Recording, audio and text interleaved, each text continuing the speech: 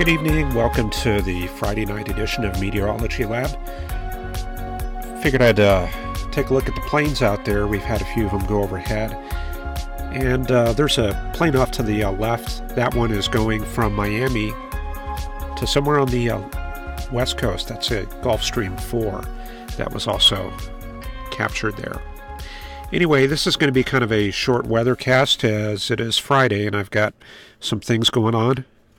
So we're only going to run about 10 to 15 minutes here. So let's take a quick look at the weather. It is definitely very, very cold out in the Northeast. We have warmed up pretty good here in Texas, up to the 50s today. But you can see there, Toronto, around -7. And this is for evening temperatures. This is some very cold air here. And even in New York, single digits, 0, 1 there at Syracuse, and JFK Airport reporting 14 degrees with a wind gusting to 31 knots. So that's going to be, let's see here, we divide 31 by 10, which gives us 3.1. We add half of that, which is 4.5, and we get about 36 miles an hour for that wind right there. Also very cold in Ohio and Michigan, but as we go south, well, we do have some cold temperatures there in Florida. Got Miami there with north wind and 57 degrees, 46 at Tampa. But moving over to Texas, you can see the warm-up that we've had, and we're getting that south flow off the Gulf. But there is a backdoor front that has come into the plains here. You can see it right here through Oklahoma. On one side, we have temperatures in the 30s. And on the other side, temperatures coming up to near 50, and you can see the convergence of the air mass right there. So that pretty well delineates where that front is. That air is pretty modified up in the Central Plains, 20s and 30s there, so we're definitely not getting the cold temperatures that they've got up north there. You can see there -26 just northwest of Thunder Bay, and -1 in Minneapolis. So yeah, if you're up there in Missouri, you just have to drive a little bit south and you'll be in that warm air there. Then on the west coast, not a whole lot going on. It is fairly mild. Some of the valleys showing some rain, and we do have a weather system approaching the coast this afternoon. Okay, so let's go to the other charts.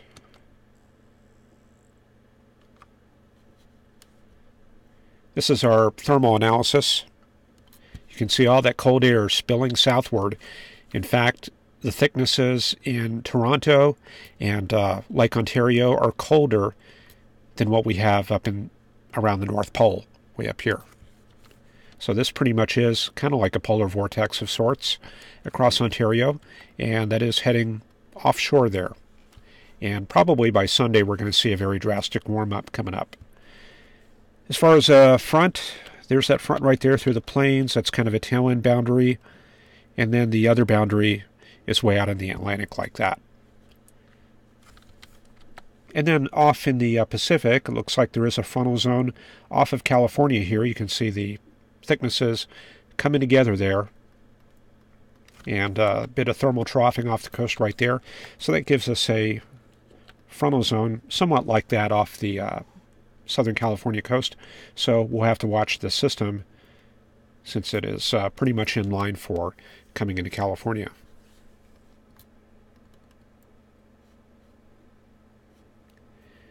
Okay, let's see. We'll give you this satellite photo here. So that's a look at what's happening. Let me take a look at the chart here, at the chat. Christian Zagara saying hello there. Meteorology major had to choose between chemistry or meteorology, chose chemistry. Minnesota climate is interesting and 0 degrees right now. Very good. Alexei reporting upper 50s in Bell County. We've got Burl H here. Adam Davis reporting bundled up for a sub-zero night in Clarion. We have Fun with Tech and Justin Pulliam. Megan John there with minus 13 in Minnesota. Jason Boggs reporting 63 in Pampa. And Alexia is saying, don't forget to hit that like button. And Ryan Toomey is reporting 42 degrees around Fort Lauderdale there. So when we have that cold air hitting the Atlantic, you can kind of see what happens there. It hits those warm waters and we get very intense showery weather off the coast there. So we've talked about that the past few days. If we had an island off the coast of New York, they'd be getting a good 10 to 11 inches of snow there. And that system up there is heading into Newfoundland. You can see the wraparound warm air coming around the north side, and then the cold air wrapping around the south side like that. A couple waves moving across the central U.S. There's another one out there in the western U.S. And here you can see the big system off the Southern California coast. That was that one that I was showing on the thickness chart. So that's very well wrapped up. That's a major system. So I'm looking forward to seeing what the GFS shows. Going through the rest of the charts. There's your reason why it's so cold up north. All that snowpack there.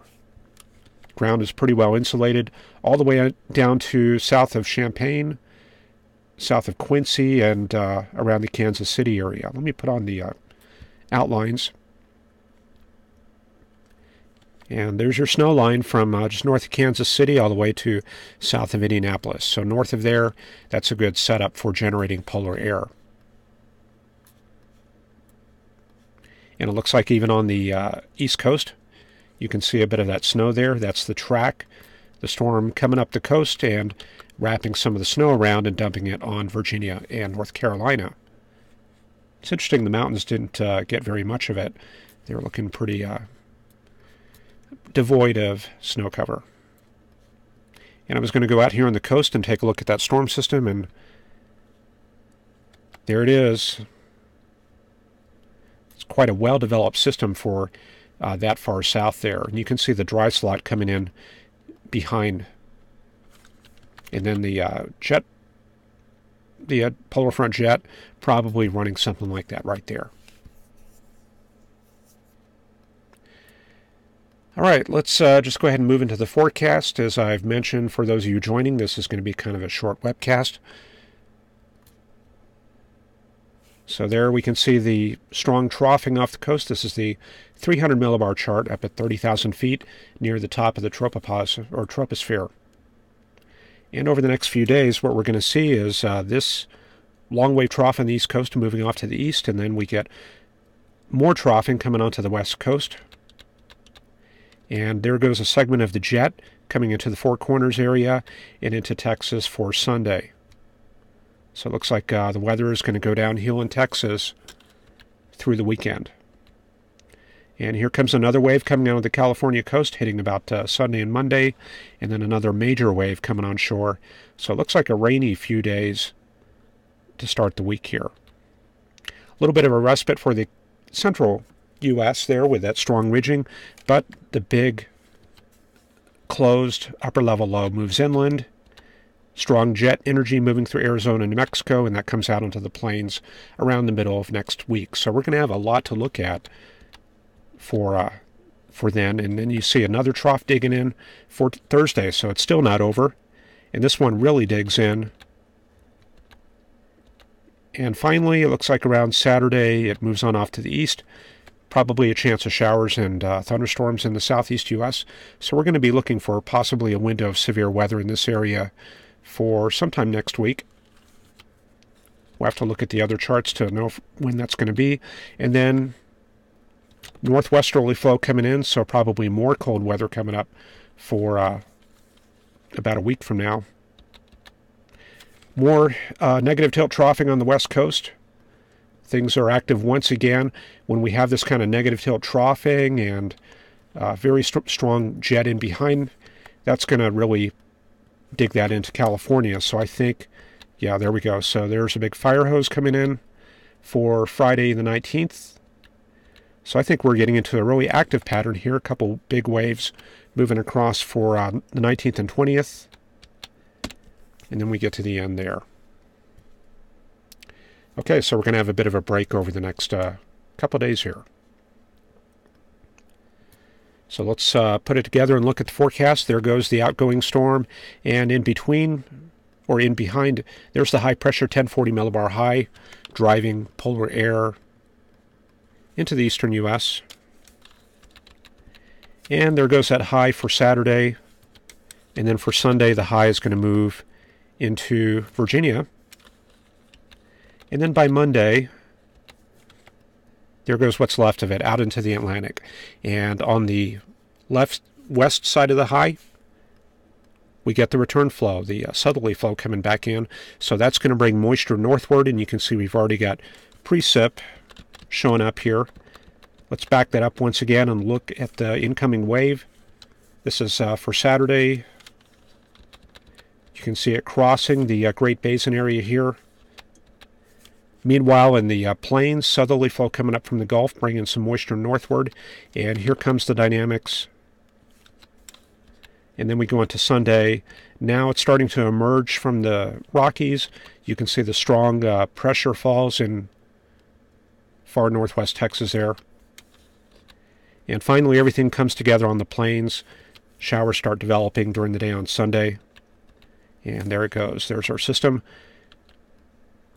This is going to be Sunday night, coming into Louisiana, Arkansas, and Mississippi. And there's our window of possible severe weather for Monday. Louisiana, southern Mississippi, and southern Alabama there. Okay, so that'll move towards Florida. Looks like it dissipates a bit, and then we get another huge wave coming into California. Let's check that one out. We might have to look for some thunderstorm activity possibly with this wave. The front looking like this. So depending on the moisture trajectory, this whole area in here, probably some good rich moisture feeding that system. So this is going to be on Tuesday, Monday and Tuesday. And you can see the storm system moving across Nevada. This is kind of unusual. Typically, we don't get these well-developed systems moving directly across the Sierra Nevada, but it appears in this case it does. You can see it emerging there into central Nevada, so probably some really heavy snows coming up for Tuesday. And of course this is going to move across the Rockies. So by Wednesday, here it is coming across the Four Corners area. You can see the very strong cyclogenesis right there in Colorado. There's the flow coming up from the Gulf. And then by Wednesday, we've got a 990 low pressure system there in Kansas. And the dry line is going to be active. It's going to be somewhere in there. But GFS not breaking out any thunderstorms, so probably what we have is a bit of capping going on. So that's going to head up to Illinois and the Great Lakes. Cold air coming into Texas for Thursday there. And then another wave moving across the dome right there for Friday, emerging on the other side, so we get an outbreak of precip. See, these are these little details you have to watch when you're looking at the models. There's stuff going on aloft, and that's where the upper-level dynamics can really help you. But looking at the precip fields, you can kind of pick out what's happening just by looking at these little details, and you can see this is on Thursday, and then you can see it moving on late Thursday into Friday right there, and then it crosses over the dome of high pressure right around this time, So there's a lot of dry air coming in underneath, and that's helping to suppress it. But once it emerges on the other side, you can see the precip breaking out in Louisiana and Texas for Friday. So GFS going for some mixed precip and even snow in East Texas there on the 12th and 13th. And then another wave moving through the southeast U.S. There could be a few storms with that. And looking pretty clear out to the west, so I think we're probably okay as far as waves inbound. So maybe a bit of quiet weather. Looks like an Alberta clipper coming south on Monday the 15th. That'll affect mostly the Great Lakes, and there's a 1040 high coming in behind that. But we know it's stormy out to the west, so we're just looking for the next system to come in, and there it is for the 18th. There's some high pressure coming in behind that. Looks like the main system itself is somewhere in here. And there it is crossing the Rockies, emerging on the other side. Looks like one wave coming up in here, and then another wave developing on the tail end for the 19th and 20th. So that'll also have some possibilities for thunderstorms in Texas, Oklahoma, and the Mississippi River Valley there. Okay, and then for the 21st, that's the end of the GFS run, but looks like another wave coming in from the west. So a lot to look forward to. And hopefully when we cover these systems in detail next week, I'm going to try to make some use of the mesoscale models. And we'll use the next PC Grids release that Jeff Krob put out. I've been wanting to get to that. Okay, let's see. Let's turn it back and go back to the satellite photo, and we'll just get finished up here, as I have to be clear here by 8:30 and ready to go. Okay, let's see. Sue M is here. Jason Boggs looking for areas of severe weather next week. Megan John says the warm-blooded creatures in Florida will appreciate a warm-up. Animal rescues there in Florida and lizards. Okay.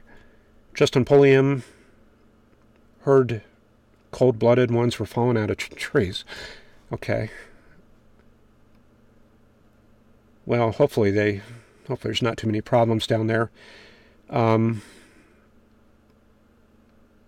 Okay, yeah, Florida should warm up pretty good there, so I think we will have a bit of a break here coming up in a couple days. Tree Nelson says, don't forget to like. Justin Pulliam says, man, this model sucks. Hope that's some cold bias. Adam Davis says, have a great weekend. Iguanas falling from the trees there in Florida. All right, well, that's about all I got for tonight. We will see you at... Oh, yeah, tomorrow is Saturday. I'm probably going to take a break, but I may put the webcast on at an unusual time. So we're going to be off tomorrow, but it's possible I might run a late webcast or something early. We'll just have to see how it goes. So just check the channel, and I'll try to post something when I know for sure there.